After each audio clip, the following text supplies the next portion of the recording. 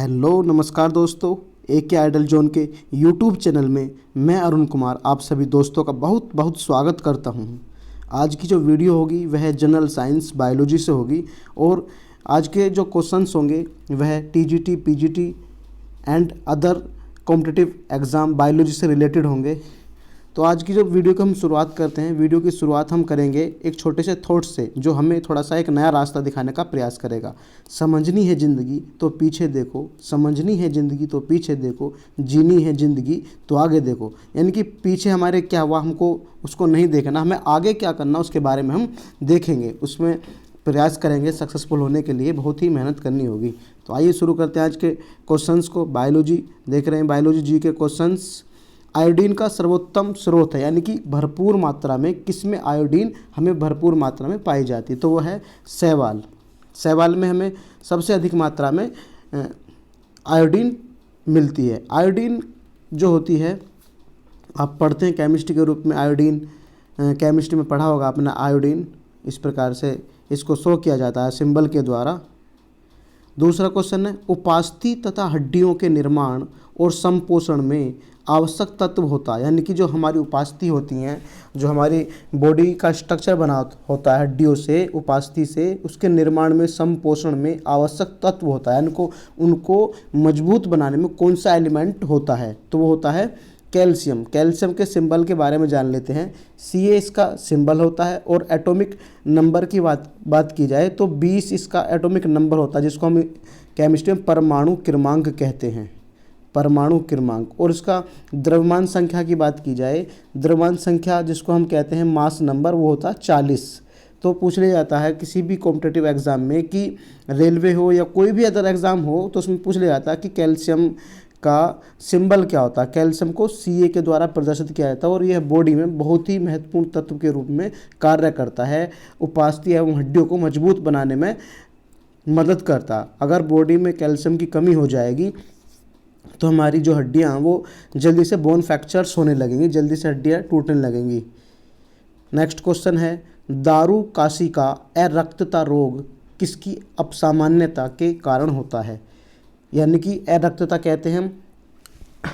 अरक्त मतलब ब्लड की कमी हो जाना, जो हमारे बॉडी में ब्लड पाया जाता है उसकी कमी हो जाना, उसको हम अरक्तता रोग कहते हैं, अरक्तता रोग कहते हैं। तो वो किसकी कमी से होती है, तो ब्लड को जो लाल करने में जो लाल रंग प्रदान होता है वो तो हीमोग्लोबिन के कारण, हीमोग्लोबिन के कारण ब्लड का लाल रंग होता है। और बात की जाए कि ब्लड में कौन कौन सी सेल्स पाई जाती, कोशिकाएं पाई जाती हैं, तो ब्लड में मुख्य रूप से 2 प्रकार की कोशिकाएं पाई जाती हैं, जिसको पहले तो हम RBC, एक होता WBC। तो RBC is the full name and WBC full name. तो RBC जो होती है हमारी, वो होती है red blood carpals, red blood carpals, जिन्हें हम लाल रक्त कोशिका कहते हैं या लाल रुधिर कोशिका कहते हैं। और WBC जो होती है वो होती है वाइट ब्लड सेल्स कोशिका। तो इसमें जो हमारे बॉडी में रक्त की कमी हो जाती है उसकी कमी से वो लाल रुधिर कोशिकाओं की कमी होती है, तो अरक्तता रोग या एनीमिया रोग हो जाता है। नेक्स्ट क्वेश्चन है, प्रचुरतम मात्रा में खाद्य प्रोटीन के 2 स्रोत कौन से हैं, यानी कि प्रचुर मात्रा में ऐसे कौन से प्रोटीन को प्रदान करने वाले स्रोत हैं जिनसे अधिक मात्रा में हमको प्रोटीन पाई जाए, प्रोटीन मिले। तो मुख्य रूप से हम तो जानते हैं कि पल्सेस जो होती हैं उनमें मुख्य रूप से अधिक मात्रा में कहें तो दालों में ही पाई जाती जो प्रोटीन होती है, लेकिन उसके अलावा भी उसमें हम सेलेक्ट करें कि दालों में ऐसे कौन से स्रोत हैं जिसमें सबसे अधिक मात्रा में प्रोटीन पाई जाती है। तो सबसे ज़्यादा मात्रा में पाई जाती है, एक तो होती है सोयाबीन, सोयाबीन देख रहे हैं। दूसरी मूंगफली। सोयाबीन सबसे अधिक मात्रा की बात करें, इसकी पैदावार की बात करें कि कहाँ पर ये सोयाबीन अधिक मात्रा में होती है, तो ये होती है मुख्य रूप से MP में, या MP जिसको हम मध्य प्रदेश कहते हैं। तो सोयाबीन की खेती के लिए उसको जाना जाता है, मध्य प्रदेश को जाना जाता, अधिक मात्रा में वहाँ पर सोयाबीन की खेती की जाती है, इसलिए इसको सोया प्रदेश के नाम से भी जाना जाता है। दूसरी जो मूंगफली है, सोयाबीन और मूंगफली से अधिक मात्रा में प्रोटीन पाई जाती है। नेक्स्ट क्वेश्चन है 5 नंबर क्वेश्चंस, दूध में प्रोटीन और कार्बोहाइड्रेट के अतिरिक्त पोषणदायक अन्य तत्वों में सम्मिलित होते हैं। यानी कि दूध जो होता है उसमें प्रोटीन तो पाई जाती है, प्रोटीन दूध में, कैल्शियम भी पाया जाता है, कार्बोहाइड्रेट्स भी पाया जाता है। इसके अलावा बूझ रहा है कि दूध में प्रोटीन और कार्बोहाइड्रेट के अतिरिक्त पोषणदायक यानी कि पोषण न्यूट्रिशंस यानी कि बॉडी को ग्रोथ देने वाले तत्वों में सम्मिलित कौन कौन है, तो वो है मुख्य रूप से कैल्शियम और पोटेशियम। दोनों ही प्रोटीन देने का कार्य करते हैं दूध में अधिक मात्रा में। और दूध की शुद्धता की बात की जाए कि दूध की जो शुद्धता होती है, एक्यूरेसी ऑफ द कह सकते हैं कि मिल्क, यानी कि एक दूध की शुद्धता किस यंत्र के द्वारा मापी जाती है? दूध की शुद्धता लैक्टोमीटर के द्वारा मापी जाती है। लैक्टोमीटर एक यंत्र होता है, उसके द्वारा इसकी शुद्धता मापी जाती है। शुद्धता से मतलब है कि मिल्क में कितना पानी मिला हुआ है, पानी की मात्रा को और दूध की मात्रा को ये यंत्र लैक्टोमीटर अलग कर देता। तो कह सकते हैं कि दूध की शुद्धता किस यंत्र के द्वारा मापी जाती है? लैक्टोमीटर के द्वारा दूध की शुद्धता मापी जाती है। और कैल्शियम और पोटेशियम मुख्य रूप से इसमें पाए जाते हैं। और दूसरी बात की जाए कि कैल्शियम और पोटेशियम, मैंने भी बताया था कैल्शियम के बारे में कि हड्डियां कमज़ोर हो जाती हैं इसकी कमी से, जल्दी से बोन फ्रैक्चर्स हमारी बॉडी के अंदर देखने को मिलता। पोटेशियम क्या है कि हमें मुख्य रूप से ये पोषण प्रदान करता है बॉडी को। जितने भी हमारे बॉडी के ऑर्गन्स होंगे वो अधिक मात्रा में ग्रोथ करेंगे अगर इसकी भरपूर मात्रा, अगर इसकी कमी हो जाए तो विभिन्न प्रकार की डिजीज़ हमें देखने को मिलेंगी। नेक्स्ट क्वेश्चन है, सीमेंट और अस्थियाँ दोनों में विद्वान तत्व है। सीमेंट जो मकान, हाउसेस, ऑफिस बनाने का काम होता है वो सीमेंट की बात कर रहे हैं। अस्थियाँ माने हड्डियाँ, दोनों में विद्वान तत्व है। यानी कि सीमेंट जैसा हम बनाते हैं किसी भी हाउस को, घर को, तो सीमेंट लगाने के बाद ईंटों पर तो वो कैसे जकड़ लेता उन ईंटों को, तो ऐसे ही अगर बॉडी में कैल्शियम होगा तो हमारी जो अस्थियाँ हैं वो आपस में मतलब मुख्य रूप से जुड़ी रहेंगी आपस में। हम जानते हैं कि हमारी बॉडी के अंदर 206 मुख्य रूप से हड्डियां होती हैं। और एक बच्चे की बात की जाए तो उसमें मुख्य रूप से 306 के समथिंग हड्डियां मानी जाती हैं। कभी कभी आपको 300 भी मिलेगा, ऑप्शंस एक ही मिलेगा, 306 में से या 300 में से एक ही ऑप्शंस देखने को मिलेगा। या तो किसी भी एग्ज़ाम में आएगा तो 300 मिलेगा या 306 मिलेगा, ऐसा नहीं है कि दोनों ही होंगे। तो ये एक्यूरेट वैल्यू लगभग में होती है कि बच्चे में हड्डियों की संख्या 300 होती है, 306 होती है। और वयस्क मानव की बात की जाए तो 206 होती है। ये सीमेंट, कैल्शियम होता है इसमें। किसकी कमी से एनीमिया रोग होता है? यानी कि जो ब्लड होता है हमारे में, जब उसकी कमी हो जाती है तो हमारी बॉडी के अंदर एक डिजीज़ देखने को मिलती है जिसको हम एनीमिया रोग कहते हैं। तो ब्लड की कमी से होने वाले रोग को एनीमिया या अरक्तता भी हम कहते हैं। एनीमिया या अरक्तता, ऊपर भी क्वेश्चन आया था, दोबारा रिपीटेशन हुआ है क्वेश्चंस। एनीमिया यानी कि इसकी कमी से, किसकी कमी से एनीमिया रोग होता है? लोहा। अब कहोगे कि लोहा हम बॉडी के अंदर, हमारा जो बॉडी है, स्ट्रक्चर बना हुआ बॉडी का, क्या उसमें लोहा भी पाया जाता? जी हाँ, बिल्कुल बॉडी के अंदर लोहा भी पाया जाता है। कुछ दोस्त मेरे सोच रहे होंगे लोहा हमारी बॉडी के अंदर कैसे पाया जाता है। तो लोहा ये तत्व के रूप में हमारी बॉडी में विद्यमान होता है। तो तत्व के रूप में इसकी सिंबल की बात की जाए तो वो होता है Fe, जिसको हम आयरन कहते हैं। आयरन मुख्य रूप से क्या है कि जितनी भी हरी सब्जियां होती हैं, पालक वगैरह, जितनी भी कोई भी हरी सब्जियां होती हैं उनमें मुख्य रूप से आयरन देखने को मिलेगा। और इसका सिंबल Fe होता है। और इसके एटॉमिक नंबर की बात कर ली जाए तो वो होता है 26 होता है, 26 एटॉमिक नंबर होता लोहे का, आयरन का। और ये आवर्त तालिका में डी ब्लॉक में स्थित होता। केमिस्ट्री में आपने पढ़ा होगा the periodic table of the chemistry में, तो उसमें डी ब्लॉक्स एलिमेंट्स में उपस्थित होता। नेक्स्ट क्वेश्चन की बात कर लेते हैं, किस विटामिन का संबंध रक्त थक्का से है?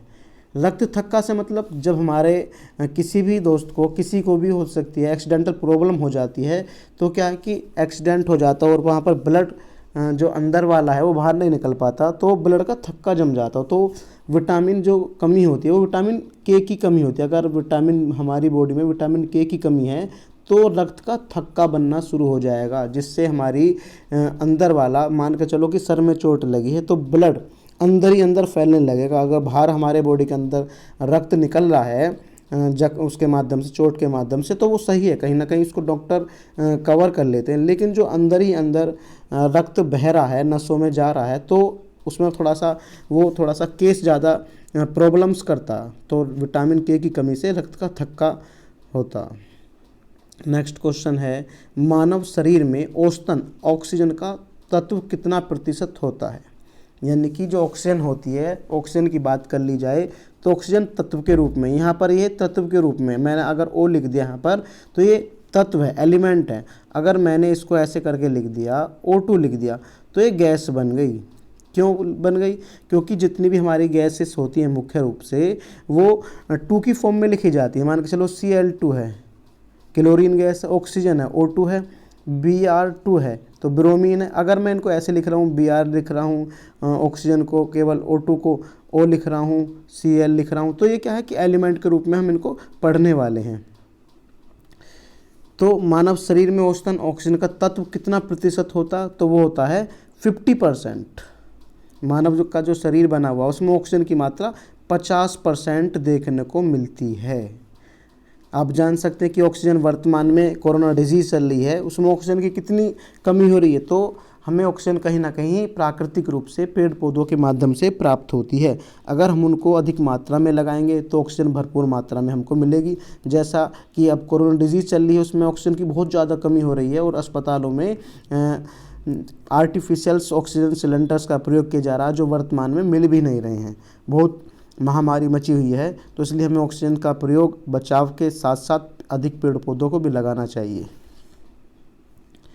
नेक्स्ट क्वेश्चन है, पालक के पत्तों में किसकी मात्रा सबसे अधिक होती है? पालक के पत्तों, यानी कि जब हम पालक को बोते हैं और उसको खाते हैं साग वगैरह के रूप में, सब्जी वगैरह के रूप में, तो उसमें जो पत्तियां होती हैं वो जानते हैं कि हरी होती हैं और उसमें पाया जाता है सबसे ज़्यादा आयरन। जो हमने पहले क्वेश्चंस में बात की थी कि Fe, हम जिसको Fe कह रहे थे, वही आयरन होता, Fe आयरन, वही आयरन होता है जिसका हमने बात करी थी कि 26 इसका परमाणु क्रमांक होता है, एटॉमिक नंबर होता है, और उसकी कमी से बहुत सारे डिजीज़ हमें बॉडी के अंदर देखने को मिलती हैं। अगर इसकी कमी हो जाती है तो बहुत सारी जो हड्डियों का टेढ़ापन है, तो जो हमारी हड्डियां मुख्य रूप से सही कार्य कर रही हैं, सुचारू रूप से कार्य कर रही हैं, तो उनमें कहीं ना कहीं बहुत सारी कमी आने लगती हैं, कमज़ोर होने लगती हैं और हड्डियों में टेढ़ापन भी मुख्य रूप से देखने को मिलता है। तो अधिक मात्रा में हरी पत्तेदार सब्जियाँ, पालक वगैरह का प्रयोग हमें अपनी सब्जियों में करते रहना चाहिए।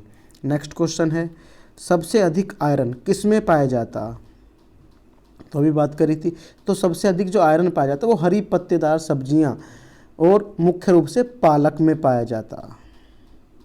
क्वेश्चंस कई बार रिपीट हुआ कि सबसे अधिक मात्रा में पाई जाने वाली सब्जी है, तो पालक में अधिक मात्रा में पाया जाता। नेक्स्ट क्वेश्चन है, मूत्र के खरवण के को बढ़ाने वाली औषधि को कहते हैं? जो मूत्र होता है जिसको हम यूरिन कहते हैं, वो उसके खरवण को बढ़ाने वाली औषधि को कहते हैं। जो मेडिसिन्स होती है उसकी खरवण, उसकी अधिकता को बढ़ाने को क्या कहते हैं? एक बात जान लेते हैं कि जो मूत्र का पीला रंग होता है, यूरिन जो होता है उसका पीला रंग किस कारण होता है? अधिक मात्रा में मेडिसिन्स का सेवन करने के कारण भी वो ऐसा होता कि पीला रंग हो जाता, वो अलग बात है। लेकिन अधिक मात्रा में जब हमारा मूत्र का रंग पीला होता तो वो यूरोक्रोम के कारण होता है। ऐसा यूरोक्रोम के कारण होता है, यूरोक्रोम के कारण ऐसा होता है। यूरोक्रोम पाया जाता है कि मूत्र का पीला रंग यूरोक्रोम के कारण होता है। मूत्र के खरवण को बढ़ाने वाली औषधि को हम क्या कहते हैं? डायूरेटिक कहते हैं। डायूरेटिक मूत्र को बढ़ाने वाली औषधि होती है। नेक्स्ट क्वेश्चन है, टाइफाइड से शरीर का कौन सा अंग प्रभावित होता है? अगर हमारी बॉडी के अंदर टाइफाइड मुख्य रूप से बीमारी हो जाए तो वो किस अंग को प्रभावित करता, किस ऑर्गन्स पर वो इफ़ेक्ट करता? टाइफाइड बीमारी जो हो जाती है किस बॉडी के ऑर्गन्स को वो सबसे ज़्यादा इफेक्ट करता? फ़र्क तो कहीं ना कहीं बॉडी के हर पार्ट पर पड़ता, लेकिन अधिक मात्रा में जो प्रभाव पड़ता है, इफेक्ट पड़ता, वो बड़ी आंत पर प्रभाव पड़ता। जो हमारी बॉडी के अंदर आप जानते 2 प्रकार की आंत होती हैं, एक लॉन्ग इंटेस्टिन और एंड स्मॉल इंटेस्टिन। तो सबसे ज़्यादा जो बड़ी आंत होती है उसको इफेक्ट करता, उसको प्रभावित करता। नेक्स्ट क्वेश्चन है क्वेश्चन नंबर 14, पेचिश रोग के लिए उत्तरदायी प्रोटोजोआ है। प्रोटोजोआ क्या है? प्रोटोजोआ हमने पहले हमारी वीडियो देख सकते हैं, प्रोटोजोआ के बारे में बात की थी और उसका पूरा इसके बारे में डिजीज़ क्या क्या इससे बीमारियाँ होती हैं, तो उसमें हमने इस क्वेश्चंस को टॉपिक को पूरा क्लियर किया था। तो पेचिश रोग जो होता है, पहले पेचिश रोग जान लेते हैं सामान्य भाषा में क्या होता है। तो देखो आप सभी को पता होती है रोगों के बारे में जो हमें मुख्य रूप से बीमारी लगती है, लेकिन उनके नाम जो अलग अलग आते हैं ना, तो कहीं ना कहीं हम उसमें कंफ्यूज हो जाते हैं। जैसे आप देख रहे हैं कि पेचिस होता, पेचिस क्या होता, पेचिस मुख्य रूप से कहते हैं जो हमें दस्त हो जाते हैं ना, दस्तों को कहते हैं मुख्य रूप से। और जब पेचिस रोग हो जाता है तो मुख्य रूप से हमारे पेट में मरोड़, कमजोरी उत्पन्न होना, और जो होता है उसके साथ साथ जो मलमूत्र होता है, जो हम लैट्रिन वगैरह करते हैं, तो उसमें साथ साथ पानी की कमी हो जाती है। पानी अधिक मात्रा में हमारी बॉडी से एक्सक्रीशन के माध्यम से निकलने लगता है, तो पानी की कमी हो जाती है, तो हमें एंट अमीबा बीमारी लग जाती है। तो पेचिस रोग के लिए उत्तरदायी जो होता है वो पेचिस रोग और एंट अमीबा, ये प्रोटोजोआ होता, प्रोटोजोआ की कमी से होता। एंट अमीबा एक डिजीज़ हमें लग जाती है जिसको पेचिस रोग कहते हैं, तो इसके माध्यम से होता। नेक्स्ट क्वेश्चन है, आँखों की दूरदृष्टि की बीमारी किसके कारण होती है। जो आँखों की दूरदृष्टि, अब आँखों की दूरदृष्टि क्या है कि जब दूरदृष्टि की बात करें,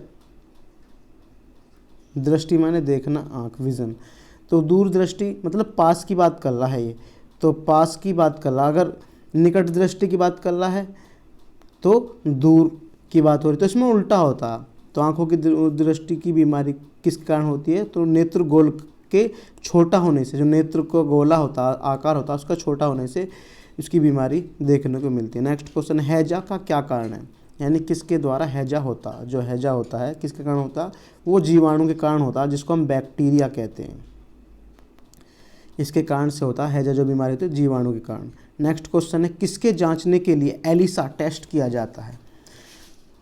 तो वो जो किया जाता है एलिसा टेस्ट किया जाता है, AIDS, AIDS is the full name. Questions हम देखो वही क्वेश्चंस नहीं होंगे जो उसमें लिखे हुए हैं, अदर से मैं बताने का प्रयास कर रहा हूँ कि बहुत सारे क्वेश्चंस इसमें नहीं है, अलग से बताने का प्रयास कर रहा हूँ, तो आप उसको वीडियो के माध्यम से देख भी रहे होंगे। तो इसके बारे में जान लेते हैं कि AIDS is the full name. A से एक्वायर्ड, आई से इम्यूनो, डी से डेफिशिएंसी, एस से सिंड्रोम। तो इसका पूरा नाम भी हमें आना चाहिए, एक्वायर्ड इम्यूनो डेफिशिएंसी सिंड्रोम। जो एलिसा टेस्ट की बात की जाए कि एलिसा टेस्ट अब क्या होता, एलिसा मैंने लिख दिया कि इसका पूरा नाम भी आपको आना चाहिए, एलिसा लिंक इससे हो जाएगा इम्यूनो लिंक्ड, एलिसा टेस्ट का ये यहाँ से होगा एलिसा लिंक्ड इम्यूनो सोर्बिट एसे, लिंक्ड इम्यूनो सोर्बिट एसे इसका पूरा नाम होता। और ये जो कार्य करता है ना, वो मुख्य रूप से ब्लड सैंपल्स, एंटीबॉडीज़ जो होती हैं ना, उनको सैंपल्स लेने में कार्य करता है, और एड्स की जांच हेतु इसका प्रयोग किया जाता। नेक्स्ट क्वेश्चन है, एवियन इन्फ्लुएंजा बर्ड फ्लू जिसको हम कहते हैं, एवियन इन्फ्लुएंजा बर्ड फ्लू विषाणु को किससे निरूपित किया जाता। तो H5N1 के द्वारा इसको प्रदर्शित किया जाता, शो किया जाता। नेक्स्ट क्वेश्चन है, किसकी कमी से दंत क्षय होता, यानी कि जो हमारे दांतों के टूटने की प्रक्रिया है, दंत माने दांत और क्षय माने कमी, दांतों के टूटने यानी किस एलिमेंट की कमी हो जाती है। तो दांतों में मुख्य रूप से फ्लोरीन की कमी हो जाती है जिसको F के द्वारा हम प्रदर्शित करते हैं, और केमिस्ट्री में इसको हम इसका परमाणु क्रमांक 9 पढ़ते हैं, फ्लोरीन जिसको हम कहते हैं। तो मुख्य रूप से फ्लोरीन की कमी होने पर दंत क्षय रोग होता है। नेक्स्ट क्वेश्चन है, बेरियम मील का उपयोग किया जाता है, बेरियम मील का उपयोग किया जाता आहार नली की एक्सरे के लिए। बेरियम एक नली होती है, बेरियम की बी एक एलिमेंट होता है, उसके द्वारा इसको बनाया जाता है, बेरियम मील कहते हैं उसको। तो उसका उपयोग आहार नाल की एक्सरे के लिए किया जाता है, एक्सरे के लिए। नेक्स्ट क्वेश्चन है, गुर्दा पथरी बहुत अधिक मात्रा में बीमारी देखने को मिल रही है, और एक ना एक घर में से बीमारी होती है ये गुर्दा पथरी की, उसके गुर्दे में पथरी है। तो गुर्दा पथरी का पता लगाने के लिए किस प्रतिबिंबीय यंत्र को प्रयोग में लाया जाता है।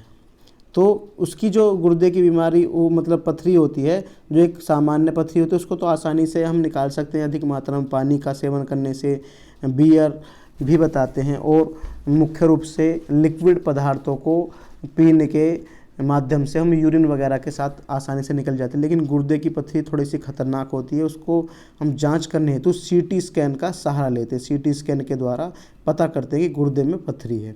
नेक्स्ट क्वेश्चन है, गहरे तले हुए खाद्य पदार्थ कैंसर जनक होते हैं क्योंकि उनमें प्रचुरता होती है। यानी कि अधिकता किसकी होती है इसमें? गहरे तले हुए, यानी कि चलो समोसा मार्केट से खा रहे हैं, टिक्की खा रहे हैं, तो ऐसे क्या है कि ये खाद्य पदार्थ हैं, और उनमें क्या होता है कि खाद्य अधिक मात्रा में बाज़ार मार्केट की चीज़ों का सेवन करने से उसमें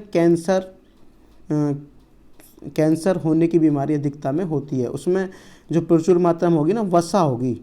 वसा क्यों होगी? क्योंकि उनमें अधिक मात्रा में बहुत से हानिकारक तेल, वसा, वनस्पति घी का प्रयोग किया जाता। उनके मिलने से क्या कि विभिन्न प्रकार के हमारी बॉडी के अंदर टॉक्सिन्स जमा हो जाते हैं, अपशिष्ट पदार्थ बनने लगते हैं, और वो आसानी से बॉडी उसको एक्सेप्ट नहीं कर पाती है। तो उसकी कमी से उसकी अधिकता से क्या होते हैं? कैंसर के रोग हो जाते हैं। विभिन्न प्रकार के कैंसर्स होते हैं बॉडी के अंदर। कैंसर एक ही प्रकार का नहीं होता है। कैंसर मुख्य रूप से ब्रेन कैंसर, ब्लड कैंसर और कई प्रकार के होते हैं मुख्य रूप से। किसी नेक्स्ट टॉपिक पर बात करेंगे। नेक्स्ट क्वेश्चन है, क्वेश्चन नंबर 23, किस भारी वस्तु की विषाक्तता यकृत सिरोसिस पैदा करती है? यानी कि जो यकृत होता है, हमारा लीवर होता है, कि उसमें एक बीमारी लग जाती है जिसको हम सिरोसिस कहते हैं। यकृत जो होता है हमारी बॉडी का मेन पार्ट होता है, अगर यही काम सही से नहीं करेगा तो हमारी बॉडी ज़्यादा दिन तक चल नहीं पाएगी। कह सकते हैं कि हमारा जो शरीर है वो चल नहीं पाएगा, सही से कार्य नहीं कर पाएगा, अनबैलेंस्ड हो जाएगा। हमारा जो बैलेंस है बॉडी का वो अनबैलेंस्ड हो जाएगा, कहीं ना कहीं पाचन क्रिया में बहुत सारी दिक्कत आने लगती है। तो यकृत हमारी बॉडी का मेन पार्ट होता है, और उसको जो बीमारी लगती है वो किसकी अधिकता से लगती है? वो लगती है कॉपर। अब कहोगे कि कॉपर क्या होता है जी? कॉपर की बात कर ली जाए तो कॉपर केमिस्ट्री के लैंग्वेज में Cu के द्वारा हम इसको डिनोट करते हैं।